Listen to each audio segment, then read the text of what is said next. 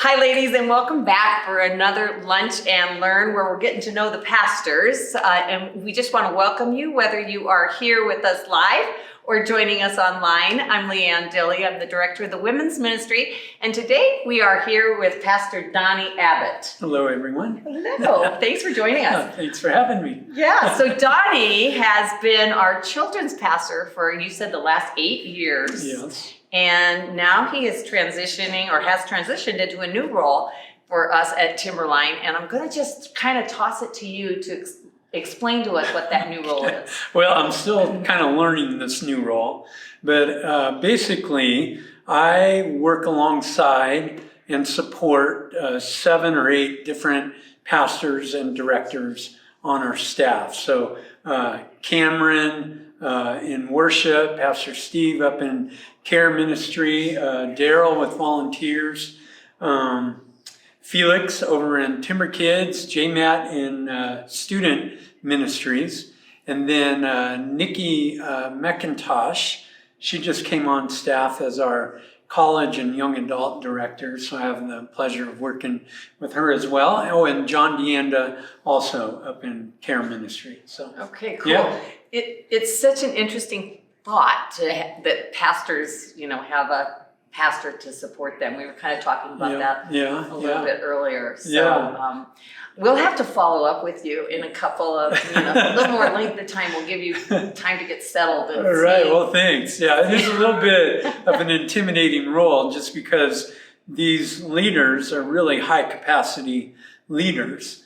And so how do I, I'm trying to figure out how do I fit into their world. So exactly. I'd be glad to visit with you again. Let's do it. So, okay. So of course we want to know what you did before this role. So you were the children's pastor. Mm-hmm. Anything else you want to mention about that or your previous work history before you were at Timberline? Yeah, well, I've been here at Timberline for about 8.5 years now.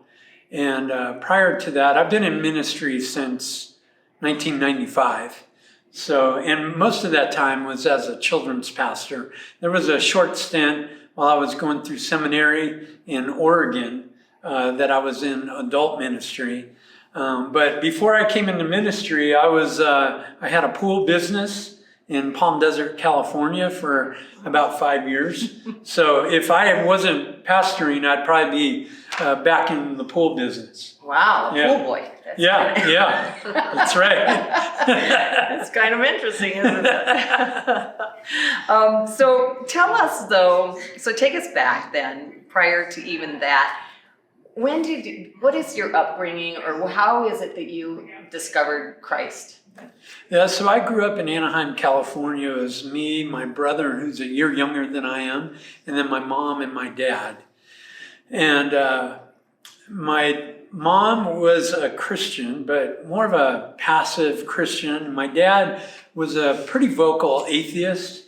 And so that made for my mom, my brother, and I would just go to church just a couple of times a year. And I can still hear my dad's voice as he belittles my mom as we're getting ready to go to church. Kind of the typical things like church is a crutch, pastors just want your money, use your brain to think, you don't need this book or this God, all of those things. So that's kind of what I grew up in, but somehow those couple of times that my mom took my brother and I to church, those couple of times something stuck in me. And when I was 14 years old, I was alone in my bedroom, and I just knew that I was a sinner in need of a Savior. And that night in my bedroom, I prayed to receive Christ as my Lord and Savior. And then after that, of course, I was in high school and in the Army and had no church exposure during that time. And it wasn't until I got out of the Army in 1990 that I moved out to the desert and got connected with a guy named Dan Kenley. And Dan and his brother Smiley, they owned the largest pool business in the whole Coachella Valley. So Palm Springs, Rancho Mirage, La Quinta, those cities all make up the Coachella Valley, and they own they own a huge pool business. So I went to work for Dan, and what I came to learn was that Dan was an elder at the largest church in the valley, Southwest Community Church. And he would often invite me to church. And one weekend I decided, okay, I'm going to take you up on it. And I went to church and never looked back. I immediately got plugged into volunteering in their children's ministry, their student ministry, parking lot ministry. I mean, I was doing everything, and I was loving it. Wow. So that pool job then take you through school? Did you pay for your education? Yeah, well, actually, I sold my pool business, interestingly, to go learn how to be a corporate pilot. Really? So I wanted to go fly airplanes. And just a couple of days before I was going to go to this aeronautical school, Dan and the children's pastor, Brent Phillips, who's now the CEO of Cherish Uganda. So you've probably heard of Cherish if you've been around Timberline. But the two of them kind of ganged up on me, and they convinced me to come into ministry. I'll be darned, yeah. So I never looked back. God's really connected the dots for you. Yeah, totally. Totally. Those two men were, and they still are, very influential voices in my life today. Yeah. Yeah. Cool. Yeah. So you've written some books. I have, yes. Yes. In fact, there's a book signing tonight, if you haven't heard of it, in Old Town at 6. At Everyday Joe's. Yeah. From 6 to 8 o'clock tonight is a book signing for my most recent book, Christ in the Storm, Keeping Faith in the Face of the Unknown. And I'm pretty proud of this book. I started writing it in 2017. And so it's been a 4-year journey to get this book out. So it's finally out, and I hope if you're in the Fort Collins area that you can come by. It's a come and go event, and it should be a lot of fun. But back in January, I published this book. Stanley, the claustrophobic miner. And he has a 23-year story to him. Stanley was actually a character that I wrote at a vacation Bible school at that church in the desert. And he was such a lovable character. The kids really gravitated to him, and he's kind of an odd guy in that he wears mirrors. He's claustrophobic miner. So he went down into the mine with his dad and discovered he was claustrophobic.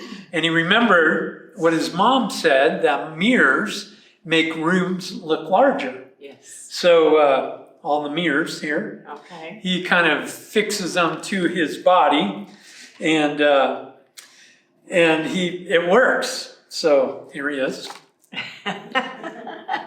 Has he always looked like that since his creation? Yeah. Okay. So anyway, that's Stanley, and I'm pretty proud of him as well. He came out in January of this year. So. What was the inspiration for this? Well, it was that VBS. So I wrote a VBS that was around gold mining and Western. So that was kind of the setting. And then he was a character at that vacation Bible school. So, okay, I got it. Okay. Yeah, and he's got a fun little song. And so anyway, but you got to buy the book. So. You don't want to sing it for us? No, I don't want to sing it. It's okay. Oh, darn. Next time. So hopefully there'll be more books coming out in the next couple of years. Yeah, that'd be good.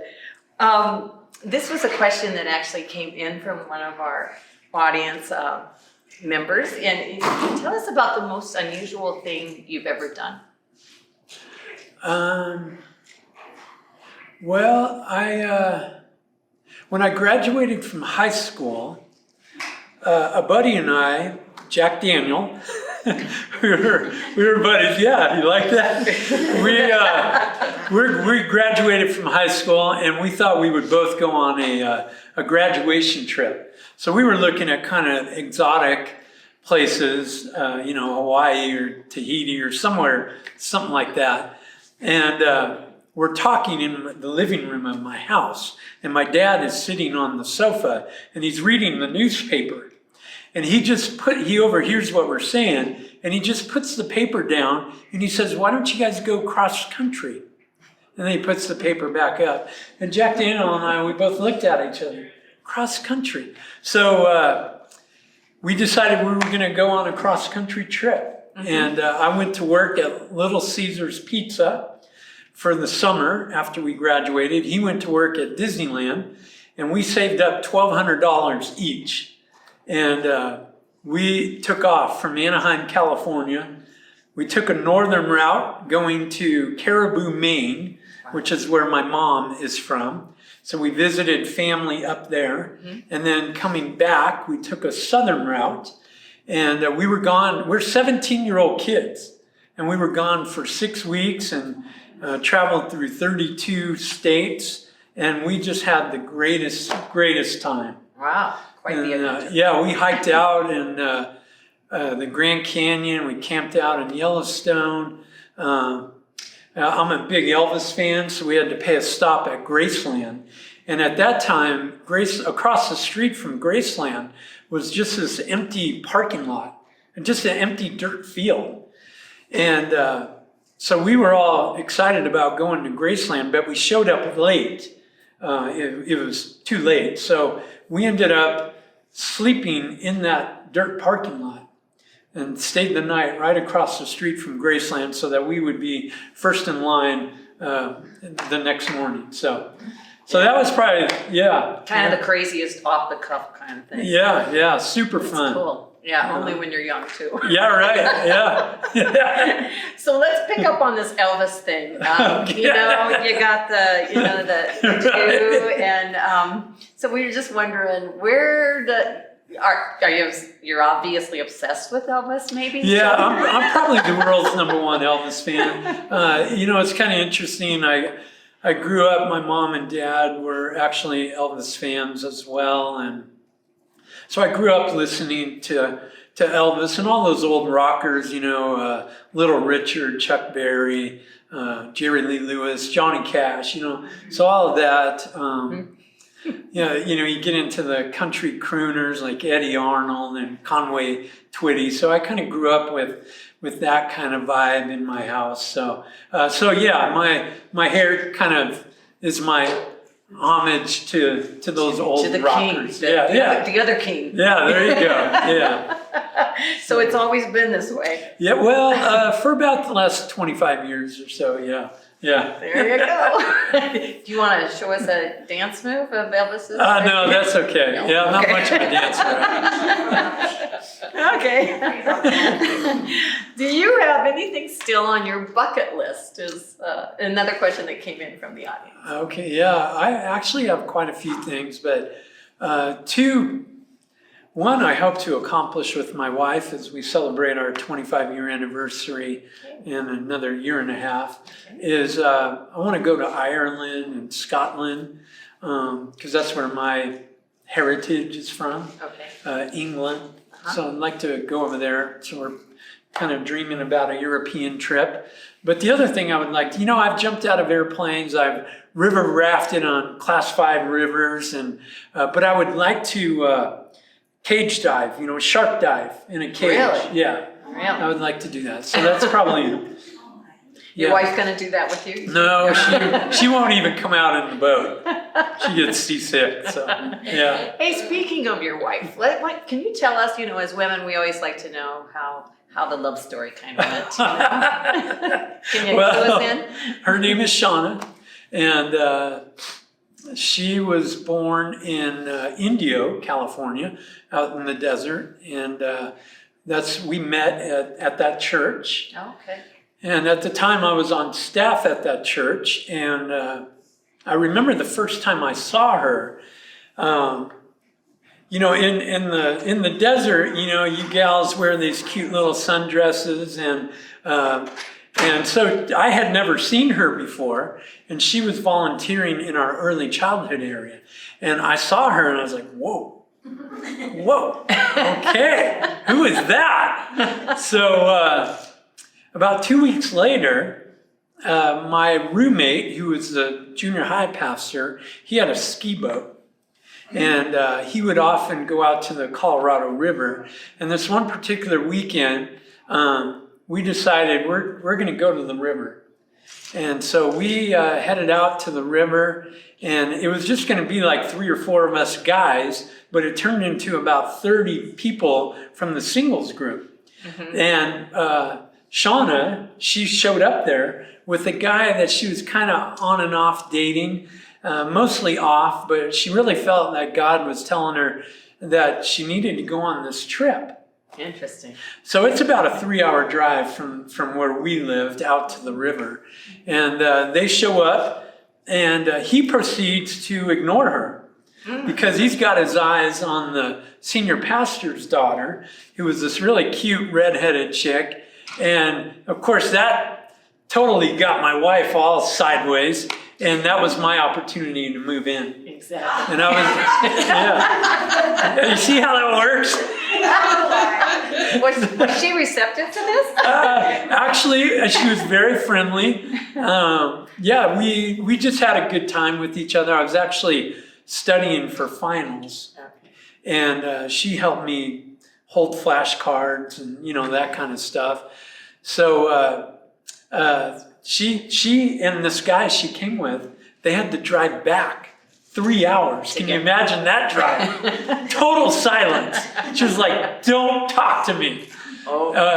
But she, about a week later, I went to visit her where she worked at Starbucks at the time.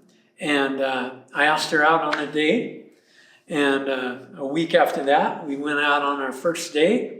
And 2 months later, I proposed. Wow. And then 6 months after that, we were married.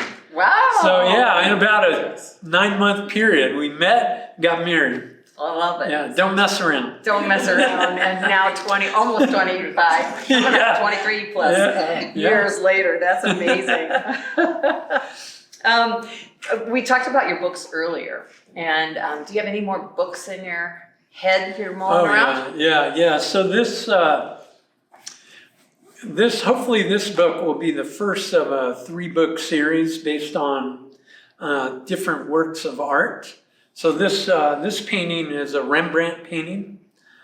And the interesting thing about this particular painting, a couple of interesting things. First of all, it's his only known seascape. Rembrandt was a very prolific artist. He painted over 300 paintings, but this one was his only seascape. So that, any Rembrandt has high value attached to it. But this one, because of its uniqueness, made it, over $100 million piece of art.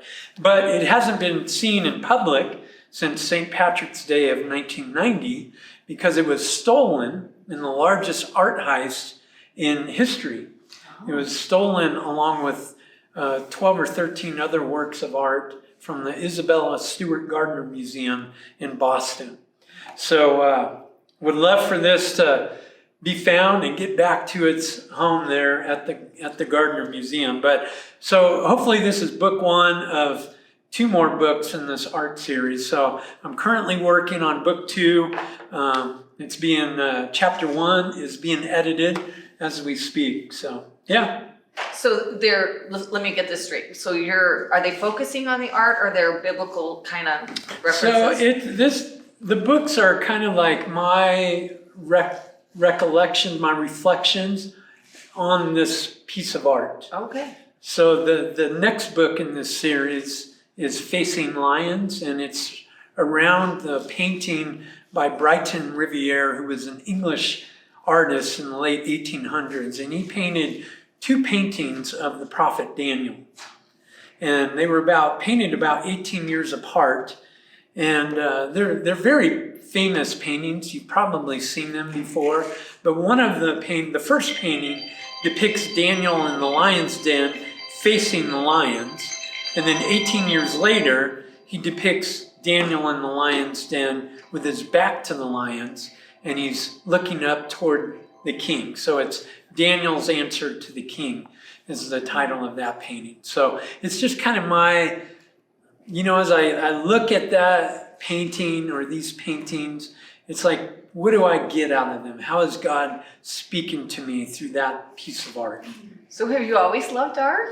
Yeah, I really have. I've always been drawn to art. I'm not a connoisseur. I can't tell you much about like the palette colors and what they use to create the colors. And, I'm not intricate in that sense. It's just these paintings really grab my attention. And then I write about it in such a way that I hope people will be blessed by as well. So and identify with that. Yeah. Would you treat them as devotionals then?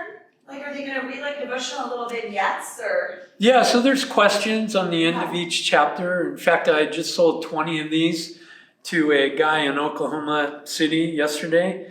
He wants to give them to his sister to give to her Bible study group. So, Nice. so yeah. Nice little gift. So you'll have plenty of those tonight, I take it. Yeah. Okay. Donny, what are you most proud of in your life? Oh gosh, well, I'm super proud of my kids. I have 3 boys. Jack is 22, Owen is 15, and Wyatt is 13. And if you have kids, they can be challenging and make you pull your hair out. But they also, like we all know, they're very unique in their own way. And I'm just so blessed to be called their dad. Super proud of each and every one of them. So yeah. That's understandable. I always think God forgives our proudness when it comes to our pride, when it comes to our kids. Yeah. I sure hope so. Yeah. How do you have fun? Or relax for that matter? Well, I work out. I go to the gym. I enjoy doing that. I walk my dog several times a week. So do that. My boys and I, we recently gotten into fly fishing. So we do that as well. Not as much as we'd like, but that's kind of ways that we kind of get out. Outdoors. Yeah. Cool. Any other questions before I kind of start to wrap this up here? No? Okay. Real Yes. quickly, where did you go to Bible school or for university? You said your future wife was helping you study for finals by holding flashcards. Okay. So, Where did you go to Bible school? Bible school. So my undergrad is at Biola University in Southern California. And then I went to seminary at Multnomah in Portland, Oregon. Okay. So, Do you want to talk about your ability to read lips? Yeah, so Christine was just asking me a question, and I wear hearing aids, and I've worn hearing aids for almost 20 years now. So I started losing my hearing in my mid-30s, and my mom, my grandpa, my uncles, so it all comes from my mom's family. They have substantial hearing loss. In fact, I was just at the audiologist this morning getting tested again because I'm suffering more profound hearing loss. So got to get some new hearing aids. But so if you in the past have spoken to me and I didn't respond, it was not because I didn't like you or I was ignoring you. I just simply didn't hear you. So the best way for me to hear is to look at you so that I can read your lips. And I can hear with my hearing aids, but it's really good for me to be able to see your mouth. And that's why this whole COVID thing has just been brutal for people who are hard of hearing, because you're behind a mask and I just cannot make out what you're saying at all. So yeah, reading lips is just kind of a practice that I've honed, out of necessity over the years. So, Yeah. My father had a hearing loss, so I'm kind of used to speaking more slowly, more distinctly. Yeah. When I make phone calls, I'll often call Kenda, but I'll FaceTime. So people don't like to be FaceTime. That's what my wife keeps telling me, because it kind of gets people, off guard. But it sure helps me to see, hear you better when I can see your mouth. So, Yeah. Okay. yeah. Well, how can we pray for you? We always like to ask the pastors how we can pray. Yeah, you can certainly be praying for my family, just for God's favor upon my wife and my boys. Also, God's favor upon my writing endeavors. And then, of course, the work that I do here at Timberline. I really love our church.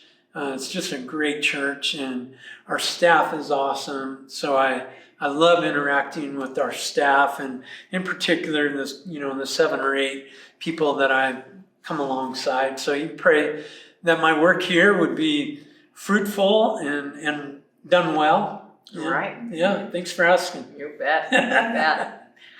Is there anything you want to share with us that you haven't already? No, I appreciate just having me here and letting me share a little bit about me. So thank you. Oh, you're welcome. It's been fun to have you. Thanks. And we'll do a circle back sometime. Okay. So ladies, if you're leaving us online, we appreciate that you were here with us. And next time we will be with Pastor Brent Cunningham. Oh, be ready. You're ready. Exactly. Thank you.